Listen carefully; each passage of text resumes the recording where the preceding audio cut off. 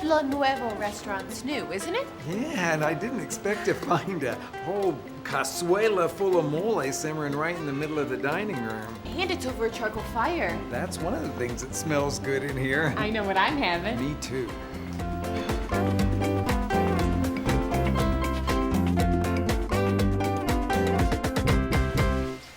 It's like mole aromatherapy. I tell you, just one smell of the stuff and it just takes me to someplace kind of, I don't know, ancient, someplace. Yes, exactly. That is the perfect description of the soul of mole.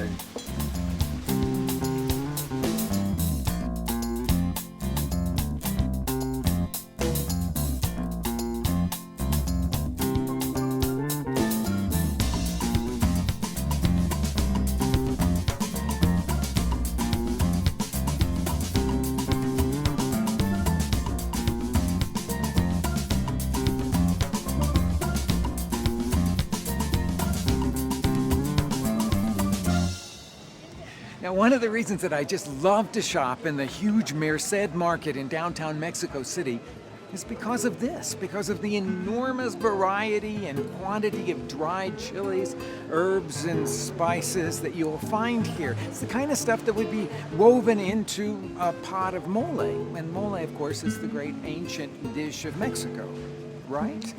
Well, I think it's because of the look of the sauce, the darkness, the complexity of the flavor when it hits your tongue. The most people think it's the major example of the ancient Mexican culinary cooking. But actually, it's not. Here's the story.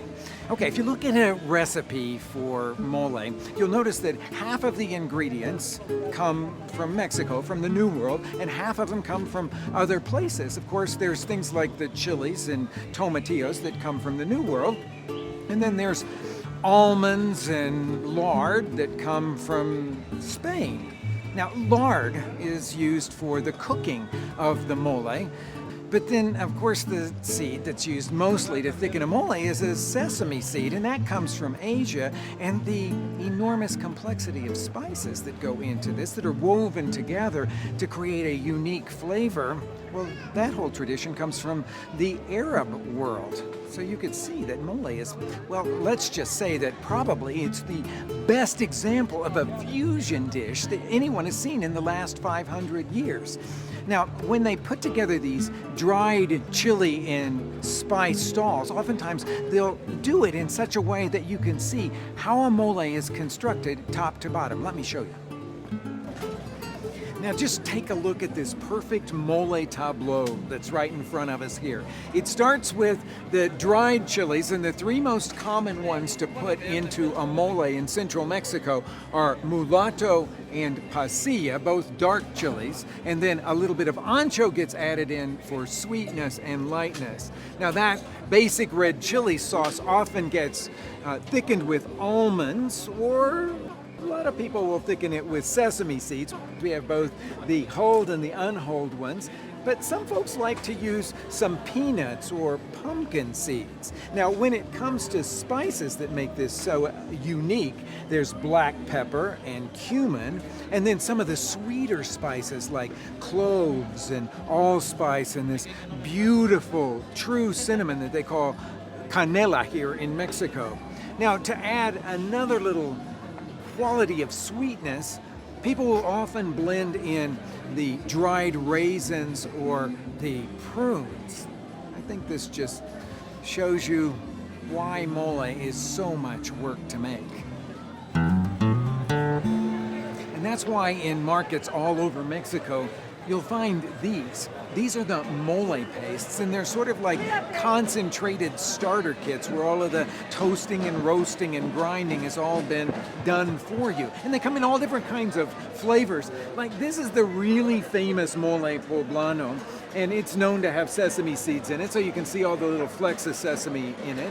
Now, next to it is a simpler version of mole, a sweeter version. It's called the mole dulce, and it'll be made with lighter chilies like ancho.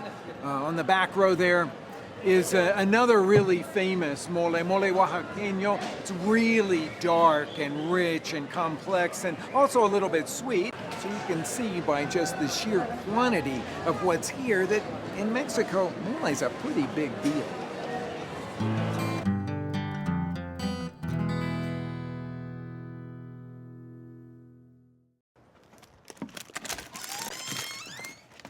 Whoa, do you need some help there? I could use a little bit, I think. All this just for dinner? Remember, we're gonna have 25 people over for mole, and mole's got a lot of ingredients. So why don't we just get it all organized into categories here?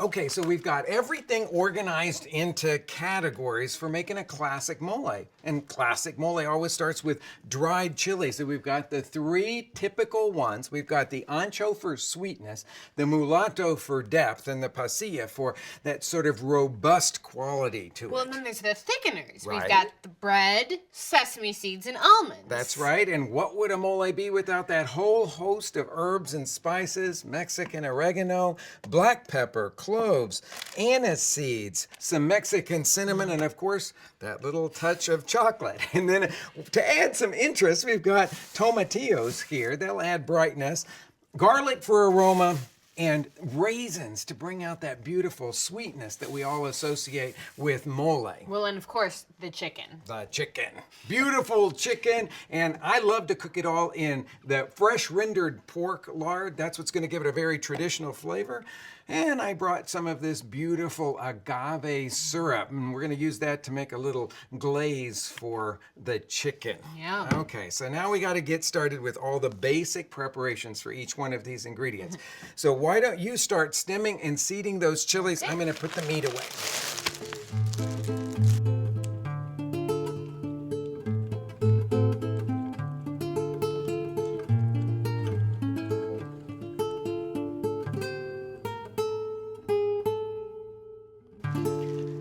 That's quite a task, huh? Yeah, lots of chilies. Okay, now we're on to the toasting of them. This is an oil toast, so I've heated a little of that fresh rendered pork lard. You want to grab a piece there and lay it in the pan so we can see what that toasting is like. Yeah, just press it down. It should immediately start to sizzle. And if you've got the oil at the right temperature, after about 10 seconds, you can flip it over. I think you can go ahead and flip. Ah, beautiful, beautiful, beautiful.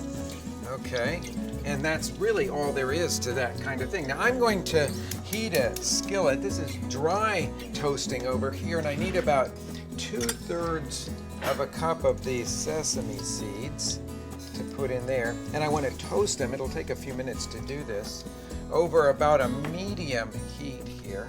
And while those are starting to toast, well, I'm going to peel and rinse and then roast these tomatillos.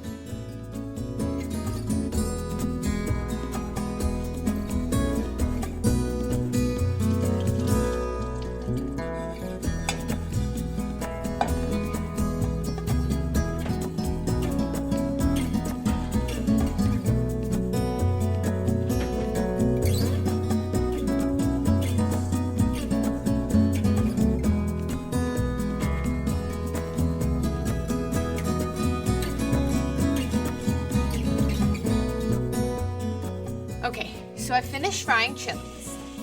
Now I'm pouring hot water on them and weighting them down with a plate.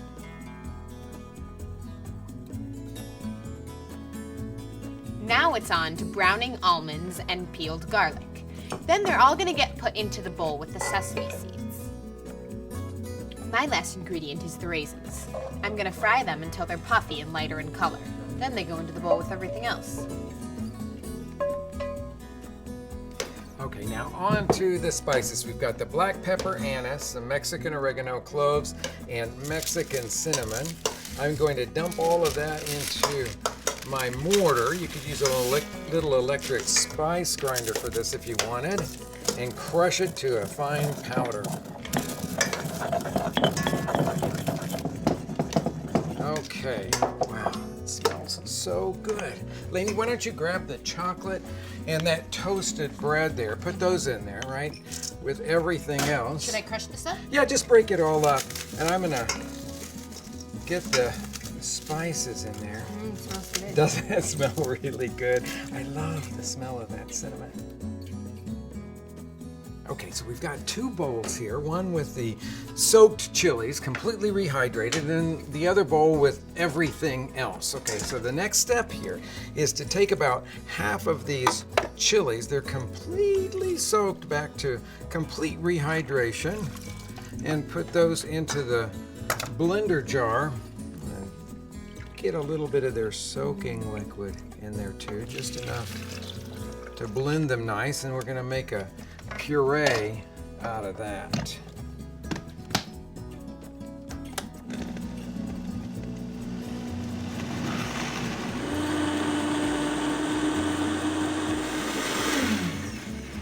Now, Lane, you've got a bowl with a strainer set up, right? Yep. Okay, so this is your job. Okay. You're going to press it through that strainer, medium mesh strainer there with a spatula, while I go off and blend the second half of the chilies.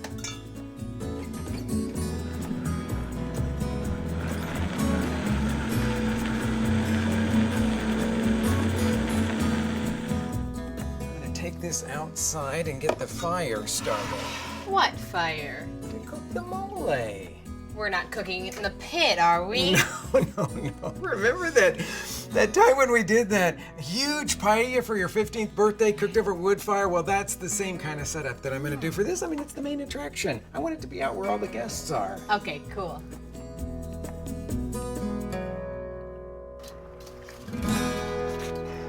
You know, in Mexico, when they're gonna have mole for a great big fiesta and they're gonna invite the whole neighborhood or the whole village, oftentimes they will build an hornilla like this one and then set a huge earthenware cazuela on it, make the mole, put it into that pot, and then tend it for like 24 hours. Somebody staying up all night long to stir the pot to make sure that the mole doesn't stick. Well, I just wanted to bring some of that same community culture back to my backyard. And so I thought, when I saw this cazuela, wow, I want to build a whole fiesta around that. But now I know a lot of you think that, well, those earthenware cazuelas from Mexico have lead in the glazes. But then on the internet, I found this fabulous beauty that's made with lead-free glazes. And I thought, bingo. That's the key to our party. So I've got it heating up over here. It's been heating for a while because it's earthenware and it really does need to heat for a long time, but then it'll hold the heat also for a long time. I've poured a little bit of lard in there, and when that gets really hot, I'm gonna add the chili puree to it.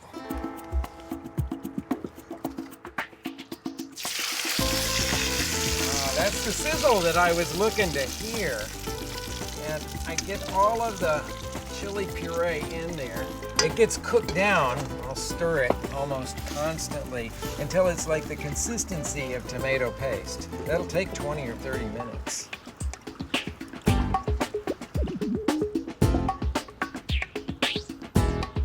Are you ready for this?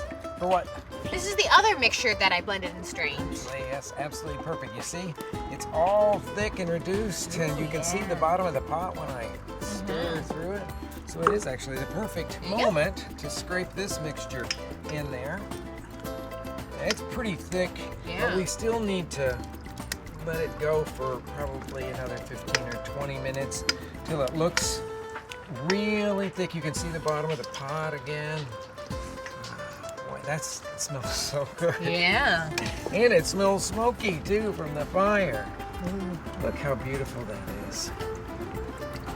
Okay, now after this gets reduced, then all we need to do is add some broth to it, season it, and let it simmer until the guests arrive. Sounds great.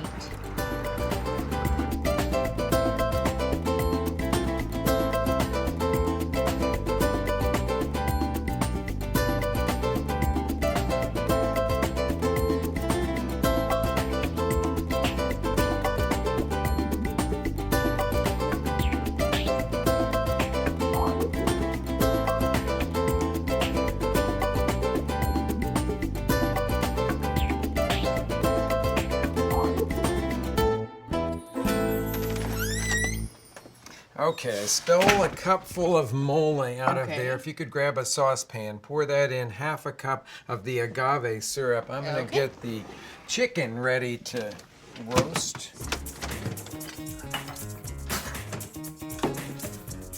A couple of these baking sheets should hold it all.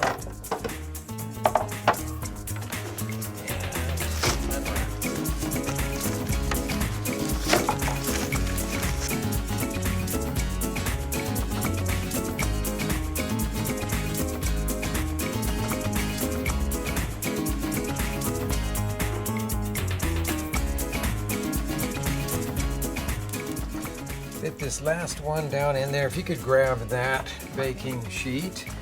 We've got the oven at 350 degrees, and I'm going to slide it right in there.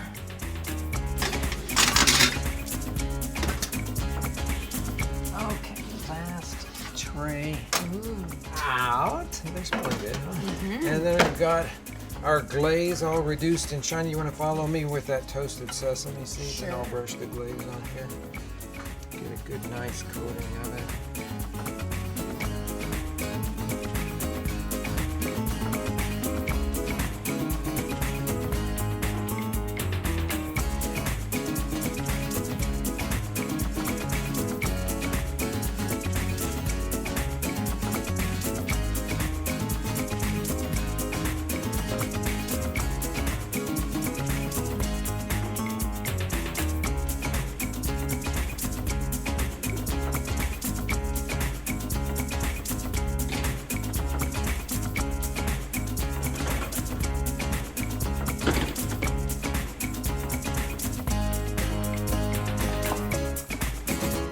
So what's the whole menu for tonight? Well, I was thinking that we'd start off with some vegetables, sort of like a great big Mexican crudité platter with some guacamole to dip into. And then, of course, there's the mole and the chicken, a little bit of watercress salad to go with that. Yum. And rice and plantains, sweet cooking bananas. Yum again. And since all this is pretty complicated, I thought we'd just keep the dessert really simple. Just some lime ice, maybe some berries to go on that. Palanquetas. Triple yum. So what's next? Okay, this is what's next. I'm going to ask you to help me with these plantains. Okay. Cutting them up. You know what these things are, right? I mean, it's a cooking banana, and until it gets completely ripe, well, it's starchy, sort of like a potato. But when they get completely black and they're soft, then they're really, really sweet. So even though they look like something you should be throwing away, they're not. Now I'm going to give this one down here to Lane. If you could just cut those up into like half-inch pieces, that would be good.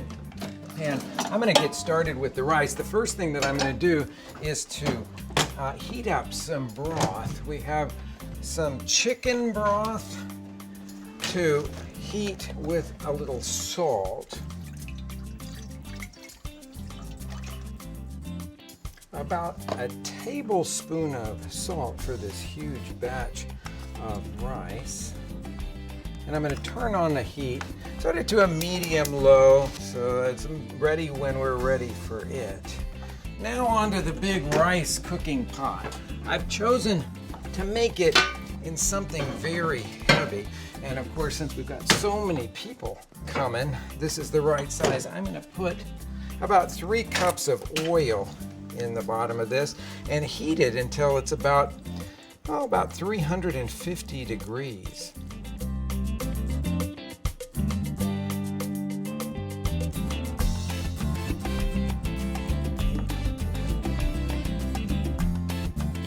You'll know that oil is hot enough when you can drop a cube of the plantain in there and it'll just sizzle fiercely. Then scoop all of the plantains in there, stir them around until they're golden brown. That'll only take a couple of minutes. Then scoop them out of there and measure in the raw rice and stir it around in the pot of oil until it turns from translucent color to a kind of milky white.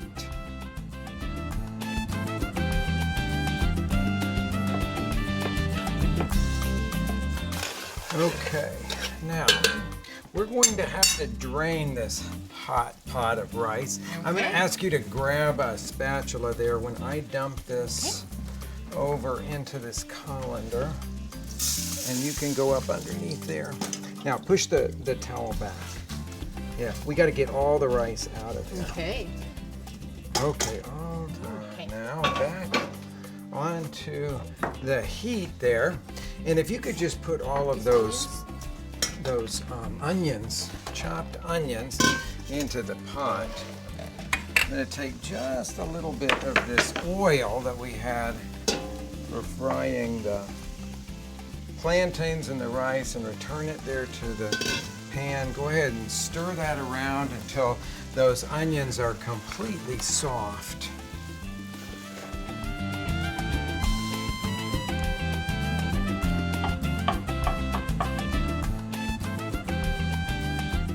Now scrape in the chopped garlic. Go ahead and stir that in. I just love that smell of onions and garlic cooking. And once that garlic has released its aroma, then we're going to add the rice in there. Did I get it all? Yeah. Almost. Yeah. Okay, stir that all together. And it's time for our salted broth. Watch your back there. And we'll add that into it. Now, that being hot that way, it starts to cook the rice instantly. Wow. You see how that works? Now, scrape down all the rice that's on the side because we don't want any hard kernels that are not down in the broth. A couple of them over there. Okay. And then the top goes on it. And I love to cook rice, especially big batches of rice, in the oven because it always cooks evenly. So if you could open the oven door for me. We've got the oven set here at 350 degrees, and we'll slide that in for about 25 minutes. When it comes out of the oven, we'll chop up a little flat leaf parsley and stir that into it. Well, and of course, the plantains. Of course, the very sweet plantains. That gives us just about enough time to get ready. Sounds good.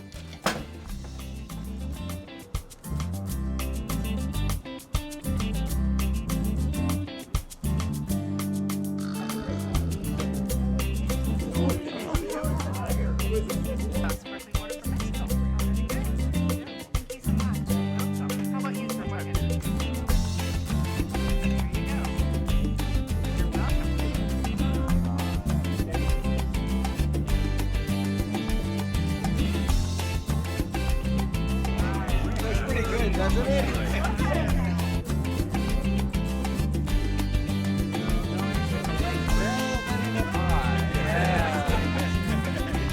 Pretty soon. Well, at least I hope pretty soon. The chicken comes out.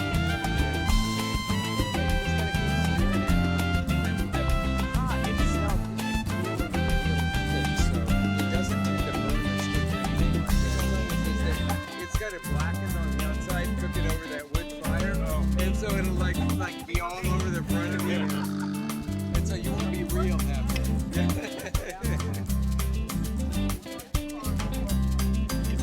what part of town?